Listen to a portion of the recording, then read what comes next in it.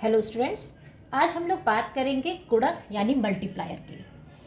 गुणक या मल्टीप्लायर जो है वो किसी भी अर्थव्यवस्था में अगर प्रारंभिक रूप में हम कोई निवेश करते हैं तो उसमें कई गुना आय पैदा होने लगती है। इसी अनुपात को कीन्स ने गुणक का नाम दिया है, जो ये बताता है कि आय निवेशों में होने वाली वृद्धि आयों में कई गुना वृद्धि लाती है। ये किस प्रकार से आएगा इसको हम लोग देखेंगे। मान लेते हैं कि हमारे वस्तु बाजार जो है वो संतुलन अवस्था में पाया जा रहा है। अगर वस्तु बाजार में संतुलन की अवस्था है तो निश्चित तौर पर समग्र मांग समग्र पूर्ति के बराबर होगी। मांग चूंकि हमारी उपभोग और निवेशों के आधार पर की जाती है और पूर्ति से हमें आय प्राप्त होती है, उसे बेच करके हमें आय मिलता है, उत्पादन को प्रदर्शित करती है। तो यहाँ से हम कह सकते हैं C + I = Y या Y = C + I। अगर हम आयों में वृद्धि कर दें तो निश्चित तौर पे हमारे उपभोगों में और निवेशों में वृद्धि प्रारंभ हो जाएगी। तो ये प्रक्रिया जब प्रारंभ होने लगती है तो हम इस समीकरण को, जो हमें प्राप्त हो रहा है नंबर 2 समीकरण, ये नंबर 1, हम नंबर 2 समीकरण को डेल्टा वाई से डिवाइड कर दें तो हमें मिलेगा delta Y upon delta Y is equal to delta C upon delta Y plus delta I upon delta Y. यहाँ से हम कह सकते हैं कि delta Y upon delta Y जो है वो आपके इकाई के बराबर हो जाएगा। Delta C upon delta Y जो है ये आपकी उपभोग की सीमांत प्रवृत्तियों को प्रदर्शित करता है, जिसे स्मॉल सी से प्रदर्शित करते हैं, plus delta I upon delta Y जो है वो आपका आय में होने वाले परिवर्तन का निवेशों में होने वाले परिवर्तन को प्रदर्शित कर रहा है, जिसे हम एज इट इज रख रहे हैं, इसमें कोई चेंज नहीं कर रहे। यहाँ से C हमारा प्लस में है, दूसरी तरफ चला जाएगा तो ये माइनस हो जाएगा। यहाँ से हमारा रिजल्ट आएगा 1 - small c = delta I upon delta Y. यदि समीकरण को हम इन्वर्स कर दें तो ये हमें मिलेगा 1/1 - small c = delta Y upon delta I, जिसे हमें देखा था कि कीन्स ने इसे गुणक का नाम दिया था।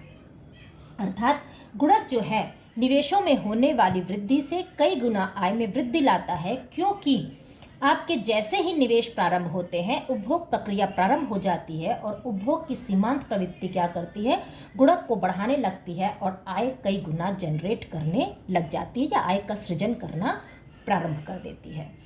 इसको हम एक उदाहरण से समझ सकते हैं। जैसे मान लीजिए एक अर्थव्यवस्था में उपभोग करने की प्रवृत्ति आपकी 50% है, इट मीन्स कि 0.05 है। अब यदि कोई भी एक प्रारंभिक निवेश किया जाए, मान लेते हैं 1000 रुपये का निवेश किया गया। इस निवेश को आपने कोई पूंजीगत वस्तुएं खरीदी या कुछ भी आपने इससे कार्य किया, तो ये निश्चित तौर पर जिससे आपने सामान लिया होगा ये उसकी प्रारंभिक आय हो जाएगी। वो व्यक्ति पुनः बाजार में जाकर के अपनी आय का 50% उपभोग पे लगाएगा और 50% बचत करके रख लेगा। ये जो बचतें होती हैं इन्हें पुनः निवेश कर दिया जाता है। अर्थव्यवस्था से ये पैसा कहीं बाहर नहीं जाता है।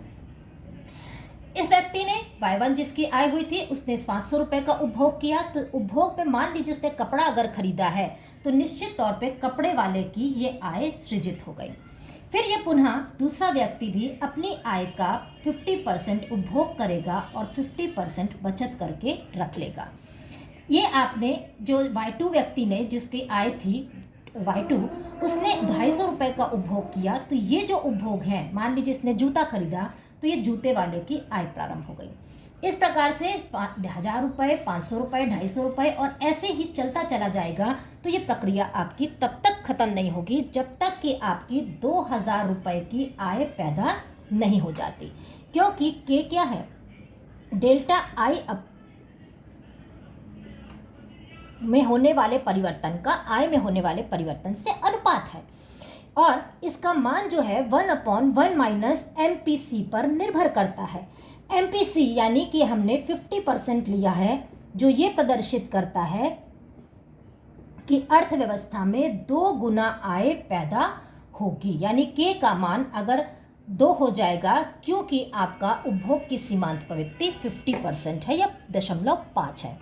इससे ये पता चल रहा है कि अगर आप 1000 रुपये का निवेश करते हैं और आपके यहाँ उपभोग की सीमांत प्रवृत्ति 50% है या 50% है, तो के का मान 2 होगा, जिससे आय दुगनी आपकी अर्थव्यवस्था में पैदा हो जाएगी। तो के का कार्य जो है वो यही है कि वो निवेशों में होने वाली वृद्धि से कई गुना आय में वृद्धि पैदा करता है।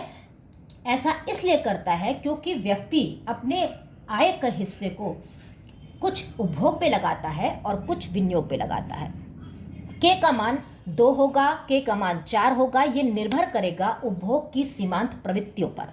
उपभोग की सीमांत प्रवृत्ति जितनी अधिक होगी उतना ही आपका के का मान अधिक होगा, क्योंकि जितना पैसा आप उपभोग में लगाते जाओगे वो किसी न किसी की आय में परिवर्तित होता जाएगा, और आय जैसे जैसे बढ़ती चली जाएगी वैसे वैसे ही आपके अर्थव्यवस्था का विकास होता चला जाएगा। तो इसलिए के का मान जो है वो आपके उपभोग की सीमांत प्रवृत्ति पर सीधे तौर से निर्भर करता है।